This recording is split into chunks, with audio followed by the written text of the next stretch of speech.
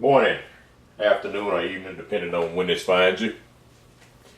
Just want to let you know once again that the new book, But Hey, What Do I Know, is available for sale. It's a Black behavior and culture book. 10 chapters, about 221 reading pages. Gotten a lot of feedback on it, and hope you do yourself some diligence and get one yourself. And today I'm going to talk a little bit about the path we chose. You know, Carter G. Woodson said history shows that it doesn't matter who's in power or what revolutionary forces take over the government. Those who have not learned to do for themselves and have to depend solely on others never obtain any more rights or privileges in the end than they had in the beginning. And in my opinion, this is why we're still at the bottom of the economic totem pole. We still haven't learned to do for ourselves. I was just reading something I researched a while back, the wealth of black folks in the early 20th century. And in October of 1918, I saw that blacks had bought $20 million worth of real estate. Not 20,000, not 200,000, not 2 million. $2 million. $20 million in real estate up in the New York area. And in October 1919, you had 111 blacks deposit $5 million in one bank. And so black folks a century ago had some money working in their favor, and they were using it for positive things. They weren't giving all of their economic power away. So I say we haven't learned how to do for ourselves. Some kind of way we missed the boat. And I think I'm going to address some of what happened and why it happened in this talk here. You know, and as a matter of fact, just last night, last night is when I caught the information, but yesterday the NFL voted on their policy on the national anthem. And they said for those who want to stand, if they're going to come out on the field, they're going to stand for the national anthem. And for those who don't want to stand for the national anthem, they're allowing them to remain in the locker room. And as black folks, we mad again. You know, these folks, these owners, have given their employees a choice. And we're still upset about it. And nothing satisfies us.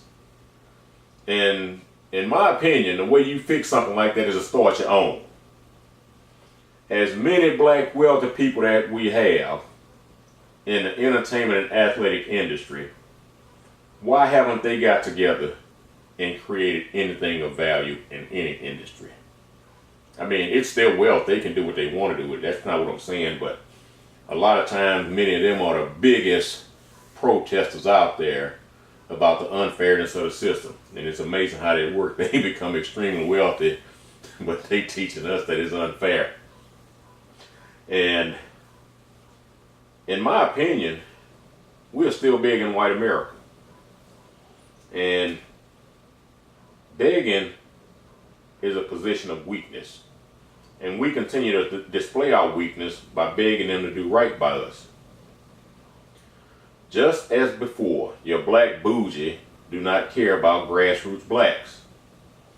As far as they concerned, you are a lower class of black people, just like the black eugenicists felt in the early 20th century. And matter of fact, I just completed a book on a black eugenicist. I don't remember the author's name off the top of my head, but the title of the book is In Search of Purity. And I mean, it was a real eye-opener. But the only thing you are good for in these black folks' minds and their eyes are buying their apparel and cheering them on and supporting their event, you know, be it sports or movies or something like that. They love to take your dollars, but they don't return anything to you. They don't return anything to the black community. And that's all that you're good for them. And when one of them has a perceived grievance, they want your full support because all of a sudden we all black. We all in the same boat now. And when they get what they want, they ignore you again. It's just like other folks always jump on a black bandwagon to get their agendas passed, like black people. And as soon as they get black people to help them get their agenda passed, they disappear on you again. In the latter part of the 19th century, we had many blacks who had taken and learned skills and started businesses. You know, they worked during slavery. You know, it was a bad institution, it was a bad situation, but you know, they did learn some valuable skills that once they were freed, they actually took those skills and started business for themselves. And this trend actually carried over into the 20th century. And Booker T. Washington is still ostracized right to this day. But he was born a slave. And he told black folks to do something for themselves, to build something for themselves. Then you had W.E.B. Du Bois, who was born free, went to an Ivy League school with money from white folks, telling black folks they shouldn't start businesses. And they should look to white people to allow them equality. And once Washington died, the Du Bois mentality moved forward with a lot of steam. And in spite of this happening, there were still scores of black men and women who were succeeding greatly in the areas of economics, despite what our black misleaders and white liberal socialist handlers taught us. You know, just like I said, October 1918, October 1919. You know, them black folks had some money. And I have a lot of more stories with that type of message, you know, and what type of wealth they had back then. You know, one guy in 1911 got together with the pastor of his church, and they went to friends and family members and borrowed $100,000 to buy some buildings and start a business. I mean, can you go to your friends and family right today, you know, a little bit over 100 years later, and get them to come up with $100,000 that they can loan you to start a business? And since there was still too much progress for entrepreneur-minded black, the liberal socialist handlers years later would finance the civil rights movement as well. You know, your liberal socialist handlers were in charge of the unions, labor unions that kept you out of them. Your liberal socialist handlers were the ones who started your NAACP and your National Urban League. But they financed the civil rights movement and paid a new group of black misleaders to derail the progress of success-minded blacks. And we also need to understand that the white folks we are fighting against are not the white folks that are causing problems for us. You know, the ones that's causing problems for us keep letting us believe that it's the other group of white folks that's causing our problems. Now, we always complain about the media being negative towards us. You know, some kind of way we always run to the media to see what they're saying in spite of the negativity that they promote. So we need to ask ourselves who owns the companies of the media. Then we need to also ask ourselves what political party they belong to. And so I'll leave that right there for right now. And so we're not fighting the right white folks, if you understand what I'm saying. We also need to understand that we've been taught by black misleaders to give all of our economic power away to other folks, preferably white America, because, you know, white is right in their minds. You know, Carter G. Woodson also said we are anxious to have everything the white man has, even if it is harmful. And so in my mind, that follows a similar passage from the Bible. In Proverbs 3:31, it says to not envy your oppressor and don't choose any of his ways. And everything we doing, we envy the oppressor, and we trying to do everything they do. We've been told to consume everybody else's goods except ours. We were actually taught to be consumers by these men and not producers. The funny thing is, history doesn't show that any of these men who clamored for white acceptance had ever built anything for black America. I guarantee you cannot find one thing that any of these men who wanted assimilation had ever built. For some reason, we chose to follow their misguided leadership for their personal gain, not you and your family. As much as we heap praise on that core group of men, they told us that we needed to follow the pattern that Du Bois had laid out several decades earlier. And they told blacks try and infiltrate white companies and schools and institutions to be accepted by whites. And they told us to beg for equality. Just as Du Bois had attended a predominantly white university, every last one of your civil rights leaders attended and graduated from one at some time in their educational career. Now, don't take my word for it. Don't take my word on nothing. Do your own research. If you look up every civil rights leader of that era, the 50s and 60s, you're going to find in their background every last one of them attended a predominantly white university. So, I like the way they fight for black power, but they doing it through white institutions. Carter G. Woodson also said that practically all of the successful Negroes in this country are of the uneducated type, of Negroes who have had no formal education at all. Now, he's not saying they dumb. He's saying they didn't have the formal education. Because just because they didn't have the education, they were still successful economically. And the large majority of Negroes who have put on the finishing touches of our best colleges are all but worthless in the development of their people. I mean, Dean Kelly Miller, who lived during the time of Booker T. Washington, W.E.B. Du Bois, had some harsh words for William Monroe Trotter and W.E.B. Du Bois. He said, he talked about the Niagara movement, which they started and founded before the NAACP came in and took them over.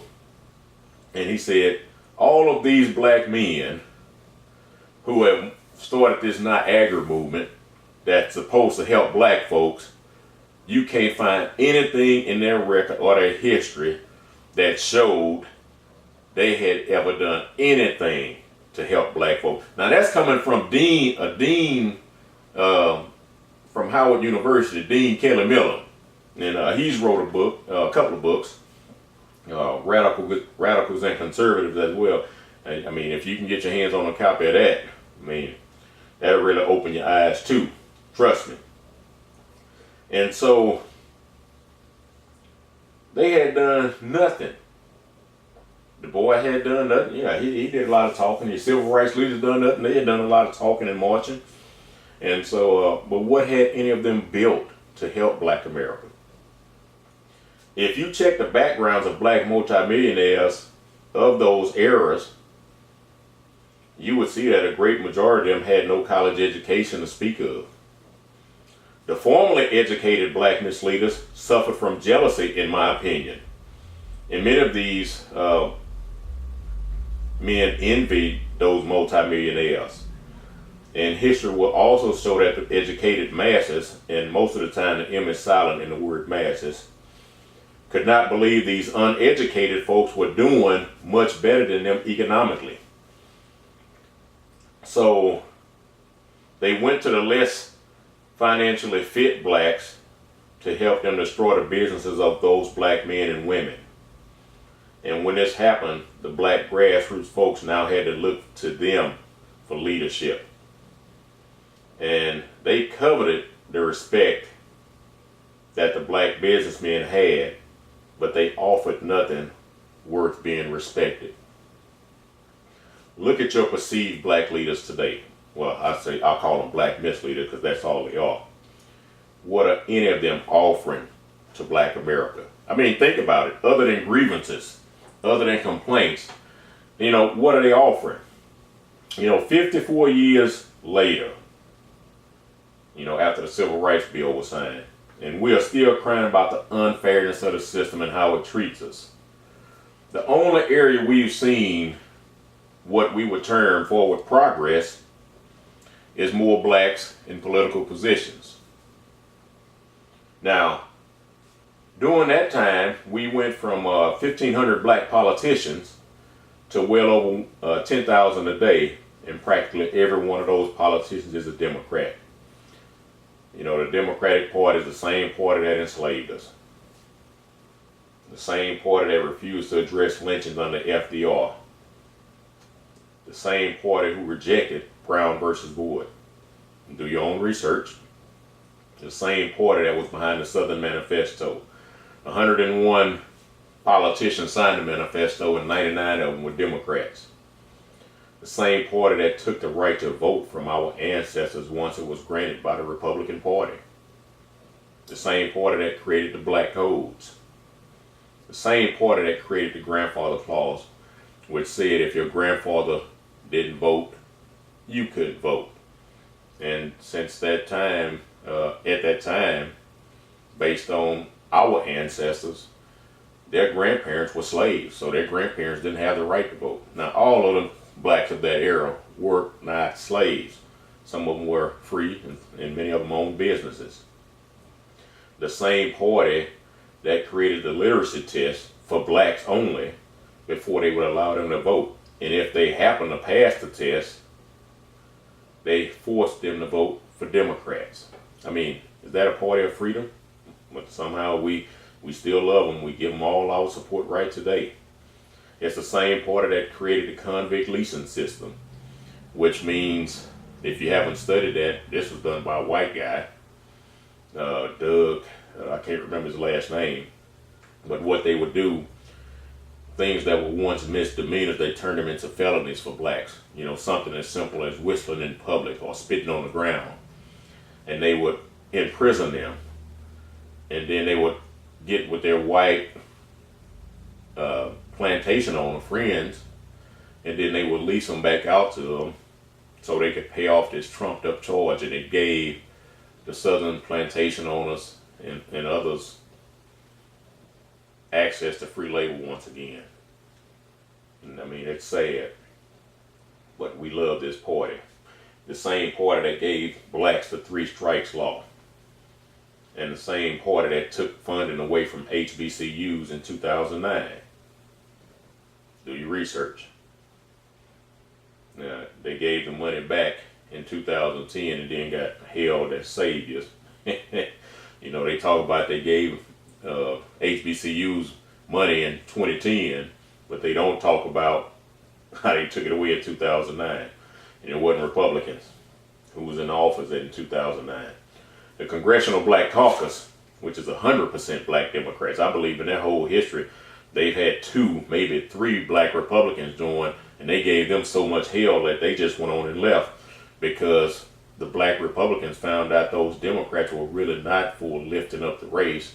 They were about keeping grievances in front of black folks and blaming Republicans for it. But the Congressional Black Caucus were the same group of people. Like I said, they're all Democrats. And they went to several different presidents and asked for stiffer penalties for black drug offenders. And now today they want to turn around and blame Republicans. They first started going to president when Richard Nixon was in office. And then they got mad throughout the years and they said Ronald Reagan was too soft on it. They said George Bush the first was too soft on it. And they were still pushing during the Clinton era. And they got what they wanted. And now we blame the Republicans. Since 1964, we have seen an explosion of fatherless homes in the black community.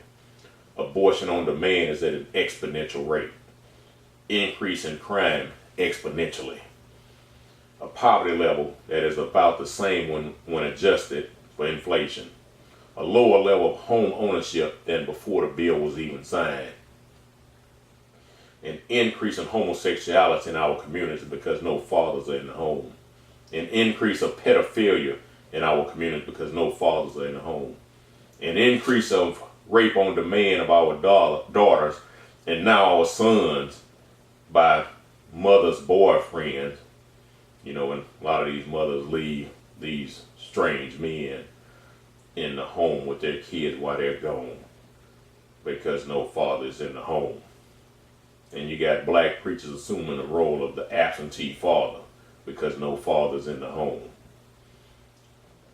And that they're just as twisted and perverted as the rest of these men out there that want just daughters and sons. You know, they don't want just the mothers and sisters and grandmothers. They want the daughters and sons. So they're sick. And reports show that we have well over $1 trillion flowing through our hands.